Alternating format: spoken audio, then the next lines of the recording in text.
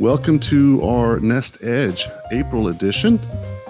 Dan Dillard, and I want to talk a little bit about why we named this the Nest Edge. We named this the Nest Edge because we have a unique way of looking at data, and it gives us an edge over the choppiness of markets, news cycles, and just what is going on out there. First of all, I want to give our disclaimer. Our disclaimer is that this webinar is not advice, and it is an educational webinar. It is use this education for making more informed decisions and also a better understanding of how we do things at Nest. In this game of investing is what I call it. There are many ways to lose. There's many ways to win. And we are discussing one way, which is our process. For those of you that have listened to our webinars before and would like to move forward in building your portfolio with us or doing some financial planning with us, please reach out to us at info@nestfinancial.net, and we'd be happy to walk you through the process. I also read recently, and I've mentioned this before, where every one of us knows 152 people on average. So if someone in your circle needs to grow their knowledge in financial arena, please send them our webinar links. This is how we introduce ourselves to new clients and to our works and our conversations. So let's get started with today. Today's a conversation between myself and our portfolio manager, Sean McDougle. Hello. Hello. It's an inclusive also of our audience. So if you've got a question, there is a Q&A on the side. Please make sure that you put your question there, and I'd be happy to address them. Sean, it's good to see you. Good to see you as well. It's good to see anyone not named my wife or my dog on a weekly basis. Although we're close. We're close to getting back to normalcy. Everyone I know at least has the first round of shots, so we're getting closer. We're getting there. So as far as what we want to talk about this time around is we put a newsletter out, and this is about some events that happened in the market. Archegos Capital, is that how you say it? I've actually heard it pronounced more than one way. So okay, how do you pronounce it? Archegos. I mean, Archegos. I've heard it. Yeah, I know what you're talking about, and everyone knows. Let's start by talking about Archegos Capital, and because this made headlines for a few days, and it kind of affected markets a bit. So will you just give an overview? I know your newsletter talked about it, but just kind of talk, more in depth about Archegos. And I want to preference everything I'm about to say as we still don't know a lot about this, and we won't for some time. The banks still haven't unwound all of their positions supposedly, but it was just a fascinating case study of what is happening under the hood that's not reported on a daily basis. There's so many things that are going on underneath the surface that you're completely unaware of until it blows up in somebody's face. And in this case, billions of dollars disappeared in value overnight. So it's just, it's stuff like this that scares people because it's, the people that are putting, the guy, Bill, who put this thing together, he's a very, very bright guy. He was sidestepping some rules by the way he was structuring his deals and his positioning. And it's like, well, who else is doing this? Who else is heavily levered and heavily concentrated? And you see this at the top to, top of the cycle to the back end of the cycle when things start rolling. He was heavily concentrated in China, and it gives me heartburn to think about, but it's fascinating in a really dark way to see these situations, because I understand within reason what he was doing. I don't understand why, but really interesting situation. And we don't know the end of it. There'll be a good movie made about it at some point. And we'll see how that goes. So can you just talk more about what happened so that people understand, why it made the news? Simply, you had again, like I said in my the little article, it wasn't a hedge fund, so it wasn't like client money. It was what's called a family office, which is basically it's a pool of funds for one individual or one wealthy family. And that's the portfolio manager, that's his only job. He is just running the money for that family. You see a lot of hedge fund washouts that end up in that world. Like they have failed too many times. They've lost too much money. They've crashed and burned at too many different shops, and they've started floating over to the family offices because I don't know why. They get a better, a second, a third or fifth chance in the family office space. And that's what this was. And the unique thing about this is Bill, it was his own family office. It was his own money. I mean, he had billions of dollars of his own money in this thing. So like, as I said, no one's more pissed about this than Bill. Yeah, the banks lost a lot of money, and I promise that I didn't lose any sleep over that. I didn't lose sleep over this at all. But you have these situations where people just get they think they're the smartest guy in the room, and they think they have an edge, and probably because Bill's had an edge on the crowd a few times, like he got convicted for insider trading or pleaded guilty for it. So he's used to having an edge. And he just doubled, tripled, quadrupled, down on a position with leverage and was wrong. And at least in the short run, he was wrong. Sorry, I rambled. How does the action of, well, before I go into that question, so why does everybody care about what a family office did, and why does the rest of the markets care? And I think that's the big thing, is it doesn't matter. I mean, it matters because it could be showing the hand that there could be some bigger issues at hand. Like there's other people, when the saying, when the water recedes, you see who's not wearing pants. Mm-hmm. That's the kind of the fear. Like, the only reason Bernie Madoff was exposed is because, the 08-09 market crisis, and, he couldn't fake his books anymore because equities weren't just going straight up to the right.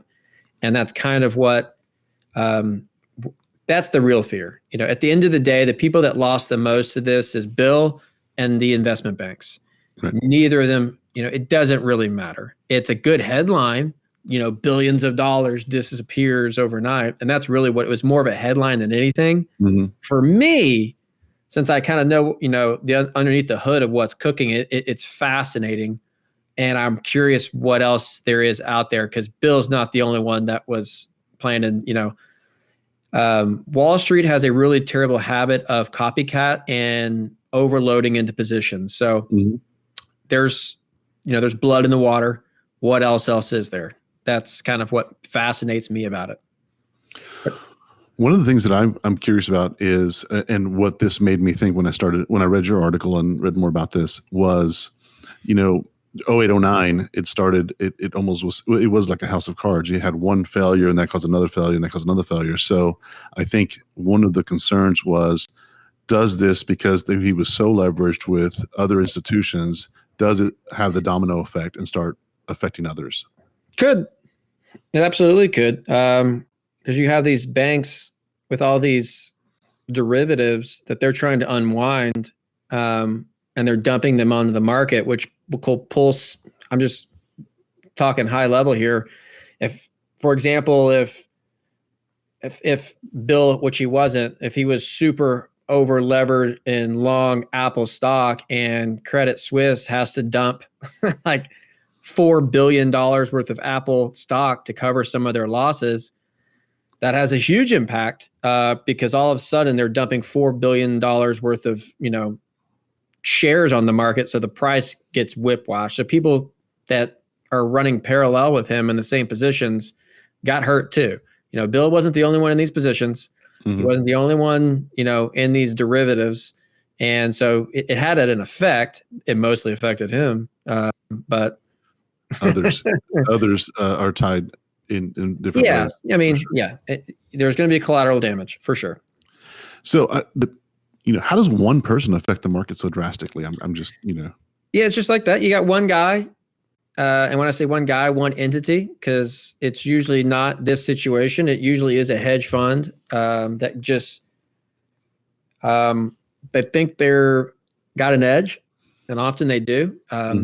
Insider trading happens all the time. I promise it does. It is a thing. It's hard, extremely hard to catch somebody to do it, and it's even harder to prosecute. Mm-hmm. And playing at the level that Bill was at, you're always looking for an edge. So, you have people that think they have an edge, and then that's in their nature. That's where the world that they grew up in was leverage, leverage, leverage.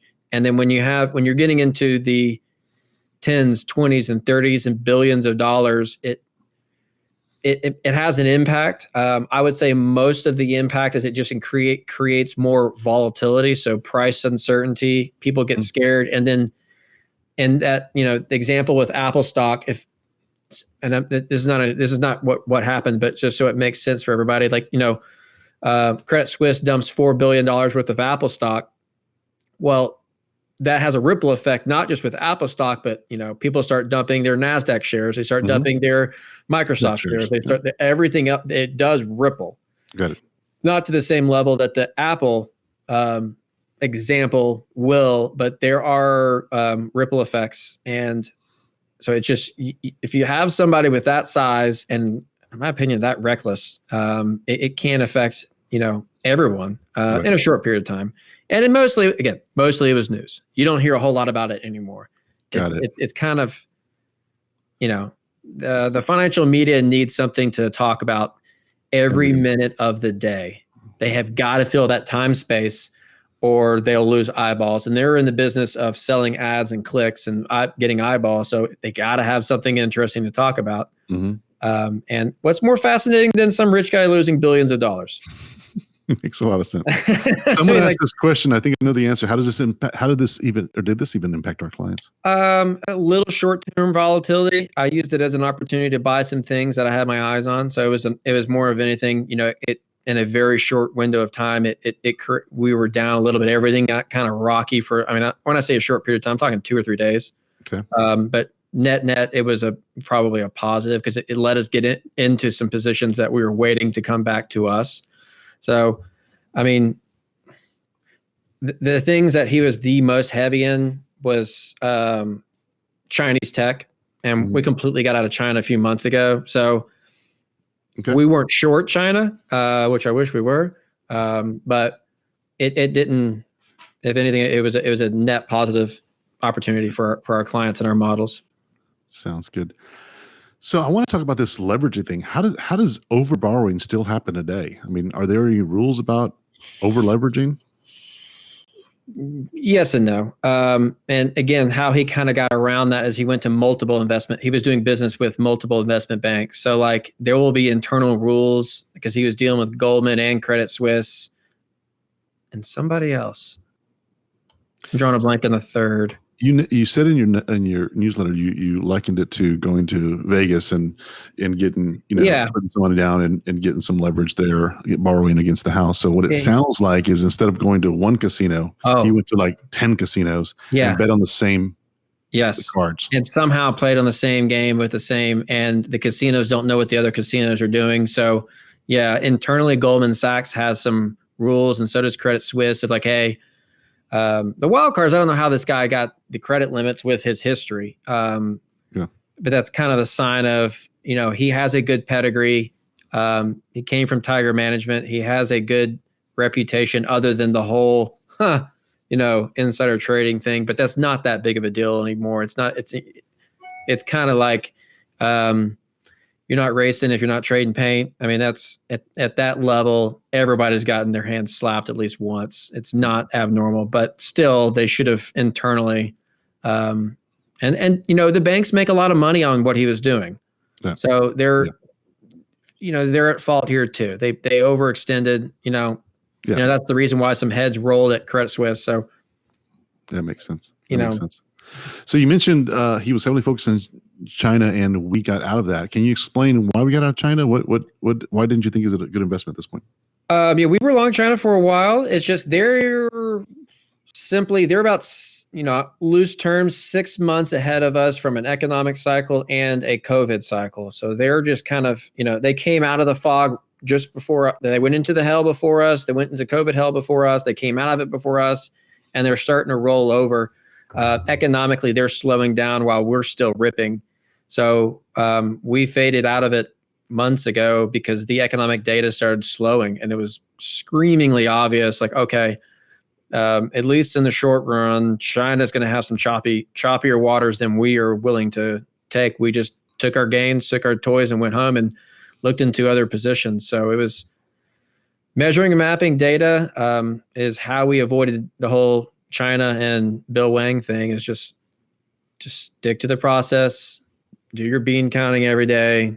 Don't try to think you're the smartest guy in the world, or even the room, or even in my house. You didn't mention you have a dog, so yeah, dog, and a very opinionated wife who likes to tell me I'm wrong often, which is fine. I'm often wrong. You mentioned in the newsletter that in our alpha portfolio, our most aggressive portfolio, we do use some leveraging, and then we also deleverage. Can you explain our leverage process and how we deleverage and why? Yeah, it's so we build for every position that we have. We build what we call a risk range. So using the three biggest components of it, it's, let's say, XLE is the ticker for energy that we use. Using price, volume, and volatility for that specific position, what we will do is build a range where a most likely, a most probable path that it's going to go. So it enables us to pick points and times when it's most probable that it's either overbought or oversold. And those are the points in time that we want to make moves. If it's right in the middle of the range, like I'm going to give you a real life example. XLE. So it's up big today. It's up 3.3% today. It's got XLE is what? XLE is energy, okay. Mostly oil. Mm-hmm. It's got 4% of upside and 3% of downside. I'm rounding around, but so it's right in the middle of its range. So we'll do nothing. Now, let's say energy got to the bottom of its range. So it's way oversold. For whatever reason, it's oversold. For the alpha model, that's when we will add leverage. That's when we'll lever up on it. So we get, when it does mean revert, which come back to normalcy or go to the top end of the range, if there's some bullish, reasons for it. Now, when things get to the top of the range, when things are just overbought and it's obvious, that's when we'll take some down. Deleverage. Yeah, we'll take some off. And we don't go anywhere near Bill Hwang's land of leverage. At most 3, usually 2. But, and that's only for that or 3 model. times. Is that what that means? Yeah. 2x, 3x. I mean, it doesn't make, it helps. It doesn't earth shattering. Like, for example, XLE, we're only 2 times it right now. So XLE is up 3. What we use, so the alpha is up like 6.5. 6.5 for the month or for the year? Today. Oh, today. Okay. Yeah. I mean, and we're right in the middle of the range. So if it keeps ripping the next few days, that's when I will take some of that off. Okay. Start fading some out of that. Leverage is something that is something you can't ignore. If you use it, it's like having a loaded gun in your hand. Like, you got one in the chamber, it is cocked, it is ready to go. It is fine as long as you're responsible and you have your eye on the ball. But if you stop paying attention, that's when, you blow your hand off.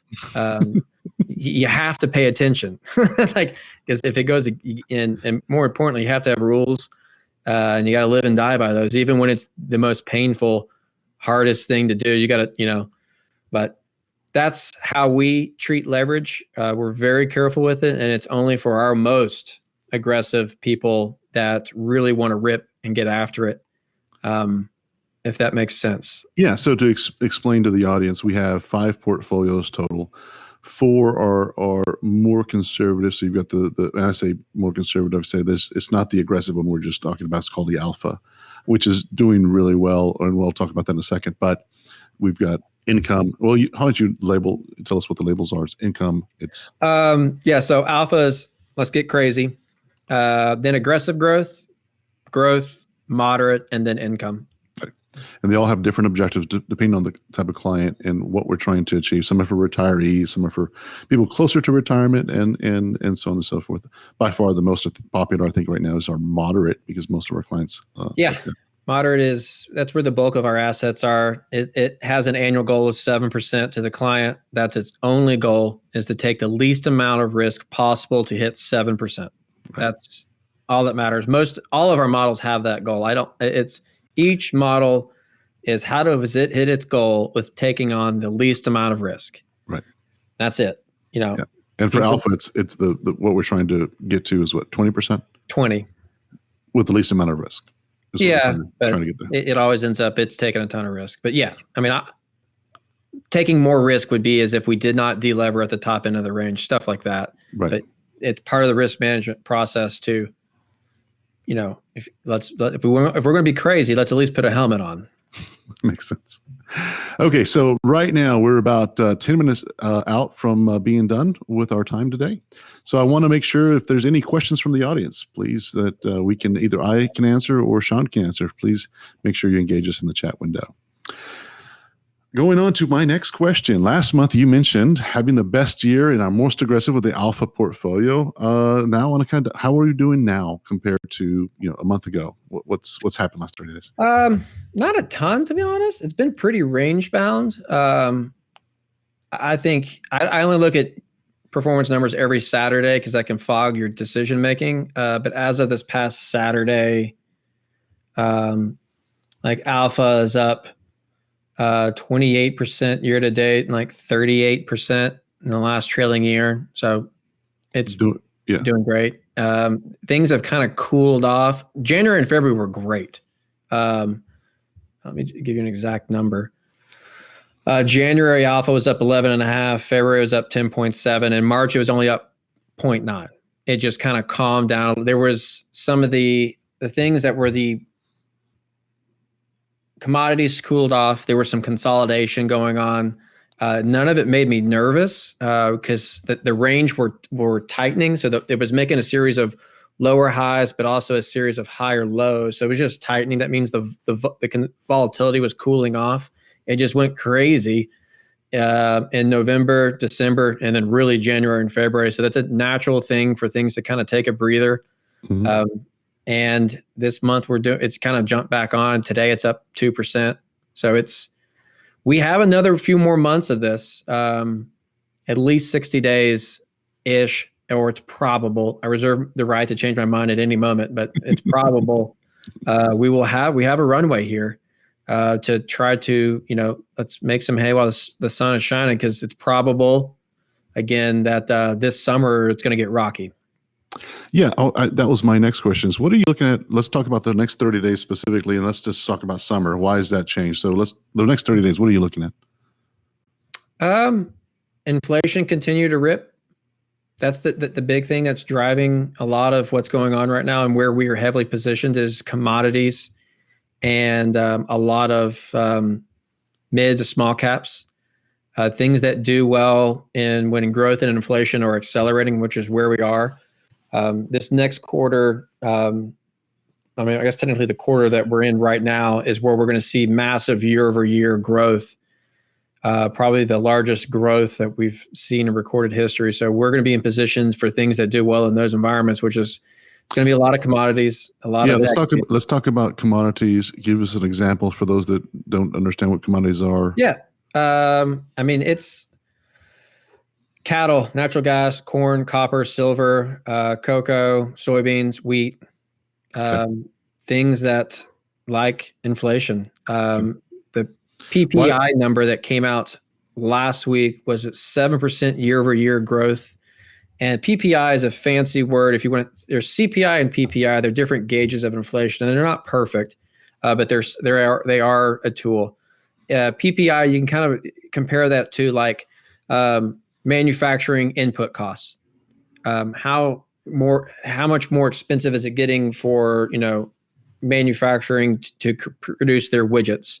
If their inputs are going up 7% year over year, their prices are going to go up if they haven't already. It's just companies are not in the business to be eating those costs. They're just going to roll it to the consumer. So inflation is here. It has been for a while. CPI number came out earlier this week, 2.5% year over year, which is over what the Fed was doing. And the CPI number also is not perfect. Mm-hmm. There's a lot of things that they take into account, don't take into account. So you kind of have to look at everything. You can't anchor on one thing. Right. You mentioned small caps. Can you expand on what small cap is and why that's good in an inflationary environment? Smaller companies. It's not the Apples, the Microsofts, the Googles of the world. It's going to be smaller companies that do well in those environments. So I'm not going to start ripping off names. Expedia, Boyd Gaming, Amen Healthcare, Brinks, GameStop, Experience Investment Corp, Spirit Airlines has been a fun one lately. Container Store, Children's Place. And why do they do better in inflationary markets, or when inflation's up? Well, the number one thing is that back test. They back test well, but the other thing is when inflation is simply, if you want to think of it this way, when inflation is ripping, that generally means economically we're in a good place. Mm-hmm. Yeah. Commonly. Yeah, that's just generally yes. And when the economy is doing well, and I'm generalizing a lot here, there's dozens of layers. If the economy is doing well, it means people are spending money. Right. If people are spending money, that means they're spending money at GameStop. That means they're booking flights on Spirit Airlines, and they're going to the Container Store and buying a bunch of crap. Yeah. So it's just they do well with the disposable income space. That makes sense. Very cool. So the last part of that question was, and I didn't mean to cut you off if you had any other thoughts on this. No. But the last part of that question, cut me off, or I'll just keep talking. I don't get to talk to anyone anymore about this stuff. I just kind of sit here. It's like put a quarter in and you're just going to go. Yeah, I'm happy to jibber jabber.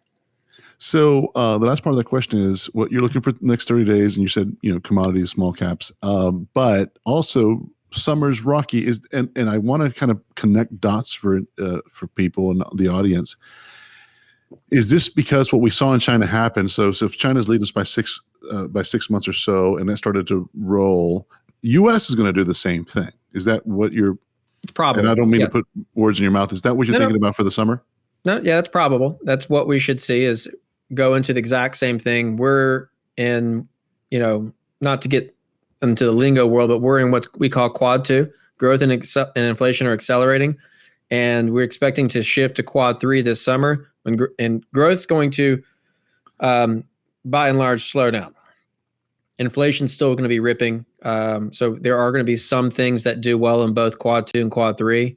But the signal has to confirm it as well. Just because it back tests well does not mean in reality that's what's going to happen. Yep. It gives you a guide.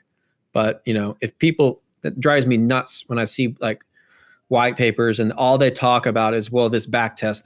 So this is what's going to happen going forward. Like, oh my God. And then if they're wrong, they have a reason for it. Makes sense. I know we got about a minute left. So first of all, I want to thank everybody that joined us. I didn't see any questions or else we would have addressed those. Once again, I want to put our disclaimer out there. This isn't investment advice, rather a conversation between Sean and I and kind of understanding what he's seeing in the markets, answering some questions for us. We put some information out there. It's education in nature only. If, however, you'd like to discuss how we do things or interested in anything else we can do for you, please let us know. Sean, any other points you want to make? No, not really. I think I've said enough. Buckle up. It's going to be a fun year. We'll see what happens.